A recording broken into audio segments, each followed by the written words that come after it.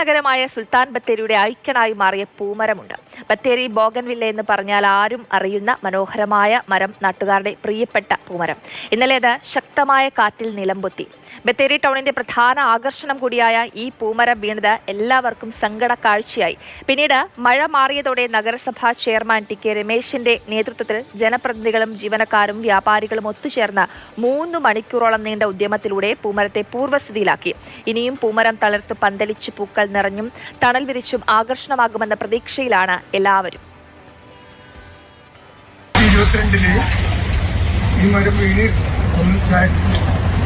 അത് ശരിയാക്കി വീണ്ടും ഇതേമാതിരി വീണിട്ടുണ്ട്. ഇപ്പോൾ അത് ശരിയാക്കിക്കൊണ്ടിരിക്കുകയാണ്. അത് നല്ലൊരു ഉപകാരമുള്ള മരമായിരുന്നു, തണൽ മരമായിരുന്നു. എത്ര മനോഹരമായ പൂമരം! അത് കാണാൻ തന്നെ എന്ത് ചേലാണ്. അത് കടപുഴകി വീഴുമ്പോൾ സ്വാഭാവികമായിട്ടും ആ സങ്കടം നമുക്ക് ഊഹിക്കാവുന്നതാണ്. നമുക്കിപ്പം കമൽ ചേരുന്നുണ്ട്. കമൽ, അങ്ങനെ ബത്തേരിക്കാർക്ക് ഒരു സങ്കട ദിനമായിരുന്നു എന്ന്, പക്ഷേ അവർക്ക് പ്രതീക്ഷയുണ്ട് പൂർവാധികം ശക്തിയോടെ ആ പൂമരം ഇനിയും തളിർക്കും, പൂവിരിക്കുമെന്ന്.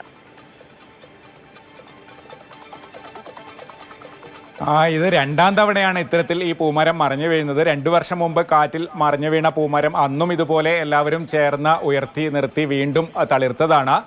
കഴിഞ്ഞ ദിവസം ഇന്നലെ ഉണ്ടായ കാറ്റിലും ഇതുപോലെ പൂമരം മറിഞ്ഞു വീണു. ഈ ബോഗൺവില്ല ഒരു ഇരുമ്പ് തൂണിൽ പടർന്നു കയറിയാണ് ഇത്തരത്തിലൊരു പൂമരമായി മാറിയത്. സുൽത്താൻ ബത്തേരി സമീപ വർഷങ്ങളിൽ കേരളത്തിലെ ഏറ്റവും വൃത്തിയുള്ള ഒരു പട്ടണമായി മാറിയത് നമുക്കറിയാവുന്നതാണ്. വൃത്തിയുടെ സുൽത്താൻ എന്ന പേരിൽ നമ്മൾ തന്നെ ഒരുപാട് വാർത്തകളൊക്കെ ചെയ്തിട്ടുള്ളതാണ്. അത്തരത്തിൽ വൃത്തിയും ഭംഗിയുമുള്ള നഗരമായി ബത്തേരി മാറിയപ്പോൾ അതിൻ്റെ ഒരു ഐഡന്റിറ്റി ആയിരുന്നു ഈ പൂമരം.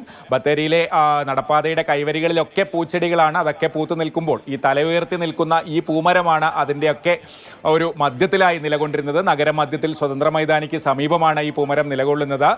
രണ്ടാമതും കാറ്റിൽ പൂമരം മറിഞ്ഞു വീണു എന്ന് കേട്ടപ്പോൾ ആ നഗരത്തിൽ എല്ലാവർക്കും അത് വലിയ സങ്കടമായി. അപ്പോൾ നഗരസഭാ ചെയർമാൻ തന്നെ മുൻകൈയെടുത്ത് എല്ലാവരും ചേർന്ന് JCB ഒക്കെ കൊണ്ടുവന്ന് എന്തായാലും ആ പൂമരം വീണ്ടും ഉയർത്തി നിർത്തി. ഇനി വീണ്ടും അത് തളിർത്ത ബത്തേരിയുടെ ഭംഗിക്ക് മാറ്റുകൂട്ടി അവിടെ നിലകൊള്ളുമെന്ന് തന്നെയാണ് എല്ലാവരും പ്രതീക്ഷിക്കുന്നത്.